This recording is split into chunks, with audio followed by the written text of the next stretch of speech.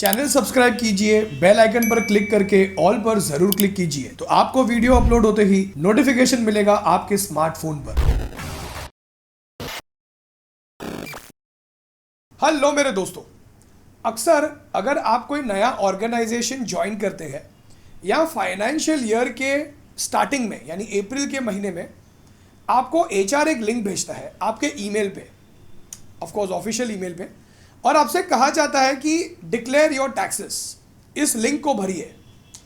अब मैंने ये ऑब्जर्व किया है क्योंकि हमारे कई सारे क्लाइंट्स अप्रैल के महीने में हमको मैसेज करते हैं, we want to declare your taxes, please help us. अब ऐसे में आज मैंने सोचा कि क्योंकि ये क्वेरी बहुत लोगों की होती है तो क्यों ना इस लिंक को लेकर जो लोगों की दुविधा है उसे कंप्लीटली सॉल्व कर दिया जाए। और इस लिंक को जब आप फिल करते हो, इस लिंक को फिल करने से कैसे आप अपनी इन हैंड सैलरी बढ़ा सकते हो, ये भी हम समझेंगे आज इस वीडियो से। तो दोस्तों, आगे कुछ भी सीखे या समझे उससे पहले, मैं हूं भाविन, सर्टिफाइड फाइनेंशियल प्लानर, और आप देख रहे हैं YouTube channel the art of wealth building, आपका one point destination to seek an unbiased consultation on personal finance. तो दोस्तों, आई एम श्योर आपने भी ये जो है इस दुविधा को कभी ना कभी तो आपकी लाइफ में फेस किया ही होगा। अक्सर ज़्यादातर लोगों को जो है इस लिंक का करना क्या है इसके बारे में पता ही नहीं होता है। तो मान लीजिए आपके एचआर ने आपको लिंक भेज दिया और आपसे कहा गया कि डिक्लेयर योर टैक्सेस।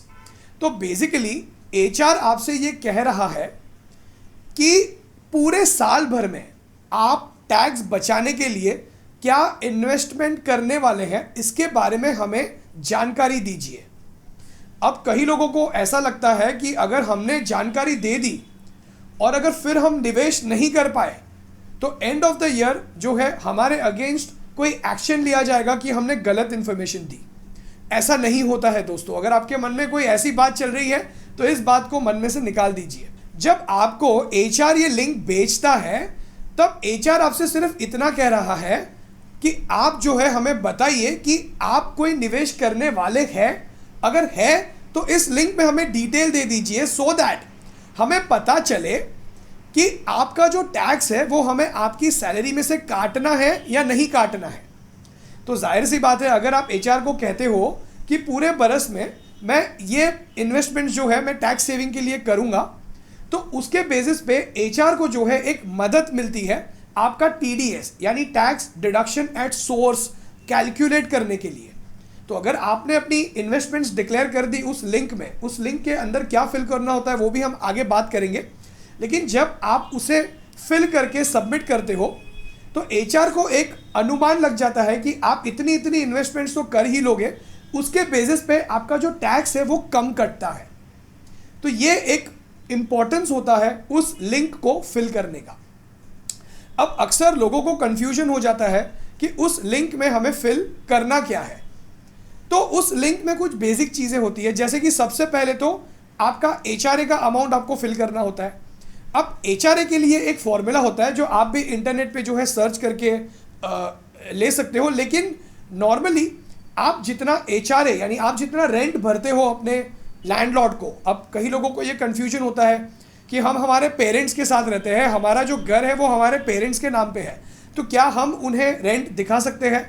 जी हाँ, बिल्कुल। अगर घर आपके पेरेंट्स के नाम पे है, आपके भाई के नाम पे है और आप अगर उन्हें रेंट दिखाते हैं तो दैट इज़ एब्सोल्युटली अलाउड, लेकिन उसका कुछ कंडीशन है। जैसे कि कुछ कंपनीज जो है वो आपको कहती है कि रेंट रिसीट सबमिट कर दो, लेकिन कुछ कंपनीज आपको कहती है जब एंड ऑफ द ईयर में जब आपको प्रूफ सबमिट करना होता है कि भाई आपने जो है सही में एचआरए जो आपने रेंट है वो दिया है कि नहीं दिया है, तो उसके लिए कुछ कंपनीज आपको कहती है कि हमें रेंट अग्रीमेंट भी चाहिए होगा। तो आपको बाकायदा एक रेंट अग्रीमेंट बनाना होता है कि भाई आप इतना रेंट दे रहे हो अपने फादर को, अपने मदर को, या कुछ कंपनीज आपको कहती है नहीं भाई रेंट रिसीट भी चलेगा, तो आप ऐसे रेंट रिसीट भी दिखा सकते हो। लेकिन मेरी आपसे ये एक एडवाइस रहेगी कि अगर आप रेंट दिखा ही रहे हो तो प्लीज़ इंश्योर कि जितना रेंट आप दिखा रहे हो उतने अमाउंट को जो है आप एवरी मंथ जिसे भी आप रेंट दे रहे हो उनके अकाउंट में ट्रांसफ़र भी कीजिए। तो एक सपोर्टिंग जो है प्रूफ हो जाता है कि आपने जो है गलत इन्फॉर्मेशन नहीं दिखाई है, आप एक्चुअली में जो है रेंट भर भी रहे हो। तो ये तो हो गया एचआर। अब एचआरए का जो कैसे कितना आपको जो है टैक्स बेनिफिट मिलता है, उसका फॉर्मूला कुछ ऐसा जाता है कि 10% your actual salary minus the 10%, और if you are staying in a metro city 50%, if you are staying in a non metro city तो 40% ऑफ योर सैलरी, और थर्ड होता है the actual HRA that is shown in your salary as a component. तो ये तीनों में से जो भी मिनिमल होता है वो आपको जो है आप टैक्स बेनिफिट क्लेम कर सकते हो। अगेन ये आप एक बार इंटरनेट पे भी सर्च करोगे तो कई सारी वेबसाइट पर ये फॉर्मूला अवेलेबल होता है, लेकिन आपको मैंने बेसिक क्लियर कर दिया कि HRA क्या होता है, कैसे आप जो है, कुछ कंपनियां रेंट रिसीट मांगती है, कुछ कंपनीज अग्रीमेंट मांगती है, लेकिन उसको सपोर्ट करने के लिए आपको एक एंट्री अपने बैंक में अगर आप दिखा दोगे कि हमने इतना रेंट हर महीने भरा है, तो वो एक लीगल प्रूफ हो जाता है कि आपने सही में रेंट दिया है। तो ये होगा HRA। फिर दूसरा, उस लिंक में क्या भरना होता है, ये एक और दुविधा होती है लोगों की, वो होता है ATC। अब देखिए, अगेन मैंने आपको जैसे पहले बताया कि यहाँ पे HR आपके अगेंस्ट कोई भी एक्शन नहीं लेगा अगर एंड ऑफ द ईयर में आप HR के पास जाके कहोगे कि मैंने जो आपको डिक्लेरेशन दिया था अप्रैल के महीने में, वो मैं दिसंबर के महीने में या जनवरी के महीने में मैं मेरी कमिटमेंट्स फुलफिल नहीं कर पाया, तो आपके अगेंस्ट कोई एक्शन नहीं ली जाएगी। लेकिन होता क्या है दोस्तों, ATC की बात करें उसके पहले मैं आपको बेसिक समझा देता हूँ कि होता क्या है। मान लीजिए आपकी सैलरी में से हर महीने 15,000 का टैक्स कटना था, ये एक एग्जाम्पल दे रहा हूँ मैं आपको, क्योंकि आपने कोई भी इन्वेस्टमेंट्स नहीं बताई थी कि आप इन्वेस्टमेंट करने का सोच रहे हो। तो क्या हो रहा है, यहाँ पे आपका जो टैक्स है वो ज़्यादा कट रहा है। अब आपने टैक्स उस लिंक में डिक्लेयर तो नहीं किया, लेकिन दिसंबर के महीने में आपने एक्चुअली में इन्वेस्टमेंट्स की, आपने PPF किया, आपने ELSS किया, आपने जो है अपनी रेंट रिसीट्स वगैरह सबमिट की, तो अप्रैल से लेकर दिसंबर या जनवरी तक आपकी HR ने आपका ज़्यादा टैक्स काट लिया, क्योंकि आपने डिक्लेयर तो नहीं किया था। अब जाके आपने प्रूफ सबमिट किया, लेकिन HR ने तो आपका ऑलरेडी टैक्स काट लिया था सैलरी में से अप्रैल से लेकर दिसंबर या जनवरी तक। तो तब आपको जो है रिटर्न फाइल तो आपको वैसे भी करना ही होता है, लेकिन रिटर्न फाइल करके आपका अगर एक्स्ट्रा टैक्स कटा है तो आपको उसको रिबेट लेना होता है, आपको उसको दोबारा जो है इनकम टैक्स डिपार्टमेंट में से क्लेम करना होता है।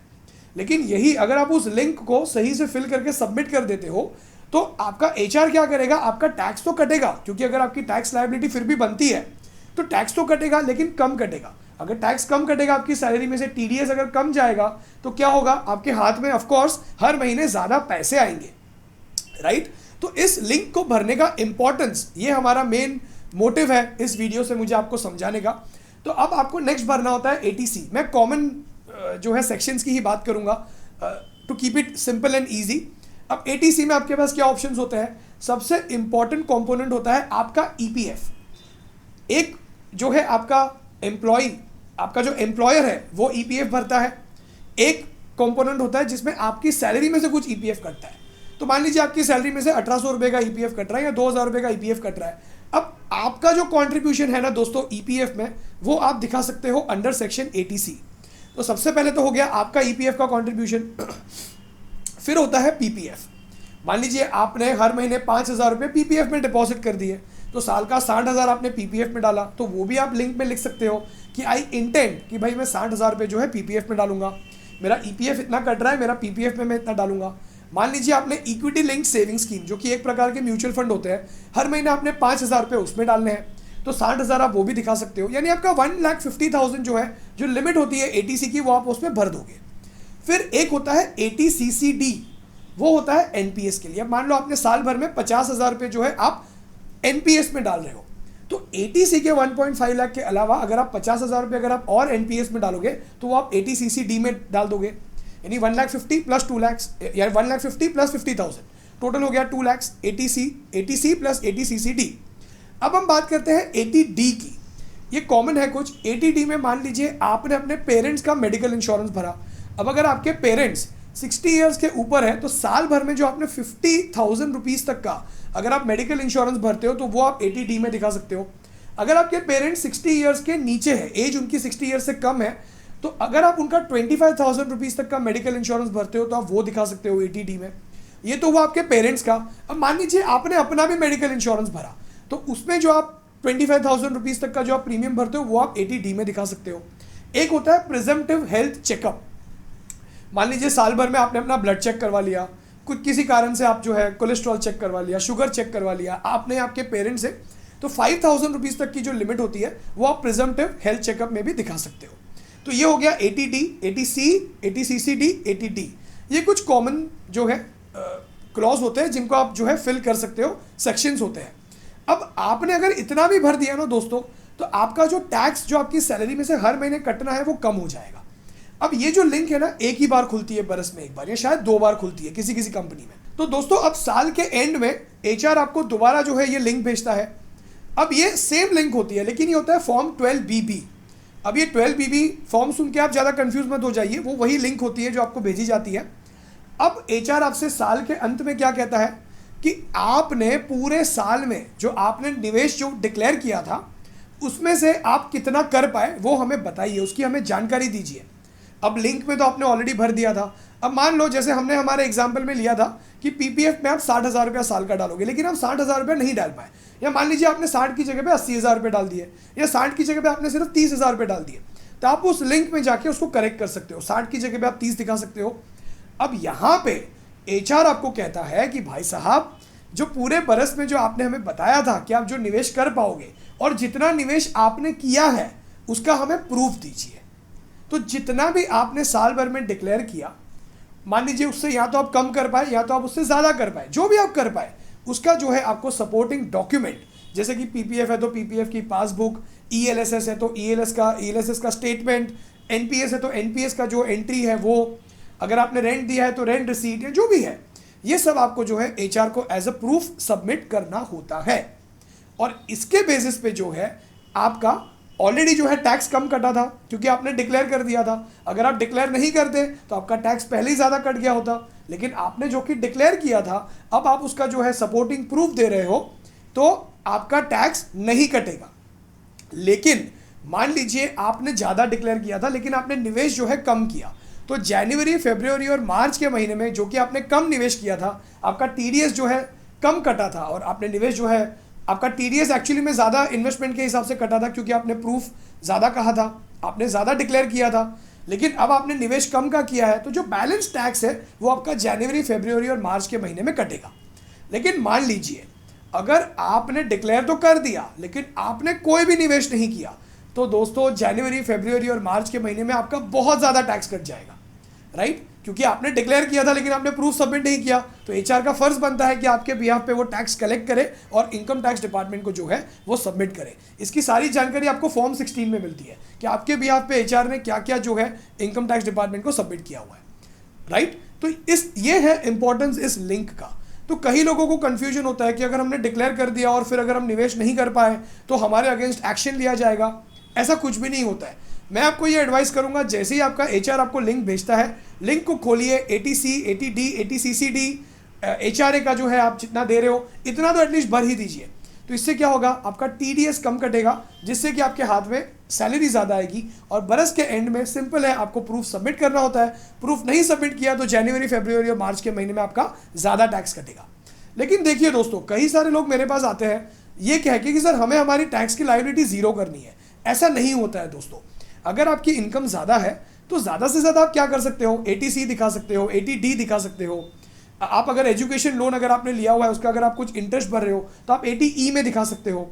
मान लीजिए आपका होम लोन है तो आप सेक्शन 24B में 2 लाख तक का जो आप इंटरेस्ट भर रहे हो बैंक को होम लोन के अगेंस्ट, वो दिखा सकते हो। ये सब कुछ दिखाने के बाद भी अगर फिर भी अगर आपकी सैलरी ज़्यादा हो रही है तो देखिए दोस्तों, आपको कुछ हद तक जो है टैक्स भरना ही पड़ेगा आपके इनकम टैक्स स्लैब के अनुसार। तो दोस्तों मैं उम्मीद कर रहा हूँ कि इस वीडियो से शायद थोड़ा कंफ्यूजिंग भी हुआ रहेगा आपके लिए, बहुत ज़्यादा इन्फॉर्मेशन हो गई, लेकिन मैं आपको सरलता से ये समझा पाया कि why does your HR send you the link and why should you fill it up and why should you submit the proofs at the end of the year, और कैसे आप अपने टैक्स की planning starting of the year से ही कर सकते हो। देखिए दोस्तों, होता क्या है ना, आपके पास एटीसी में पीपीएफ है, आपके पास ईएलएसएस है, ये तो सबसे बेहतरीन ऑप्शन है। आपका ईपीएफ का कंट्रीब्यूशन होता है, आप चाहिए तो आप एक्स्ट्रा अमाउंट अपने ईपीएफ में डाल सकते हो, जिसे हम कहते हैं वॉलंटरी प्रोविडेंट फंड, वीपीएफ। देखिए दोस्तों, अगर आपको एटीसी में ही टैक्स बचाना है तो आप ये सब कीजिए। अगर आपका होम लोन है, अगर आप होम लोन में प्रिंसिपल अमाउंट दे रहे हो तो principal amount is up to 1.5 lakh आप एटीसी में दिखा सकते हो। तो प्लीज़ तरह तरह की पॉलिसीज़ के चक्कर में मत पड़िए, ये मेरी आपसे एक हम्बल रिक्वेस्ट है। अक्सर मैंने देखा है लोग टैक्स बचाने के चक्कर में ऐसी पॉलिसीज़ खरीद लेते हैं जिनका रिटर्न बहुत ही कम होता है, जस्ट टू सेव टैक्स। अब उनको नॉलेज नहीं था, किसी ने उनको ये बताया नहीं, तो वो जाके पॉलिसीज़ खरीद लेते हैं या यूलिप पॉलिसीज़ खरीद लेते हैं।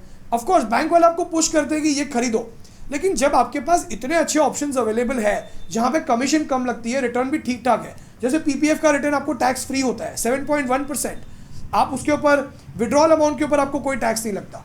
ईपीएफ का अमाउंट आपको 8.5% का रिटर्न मिलता है, that is tax free return.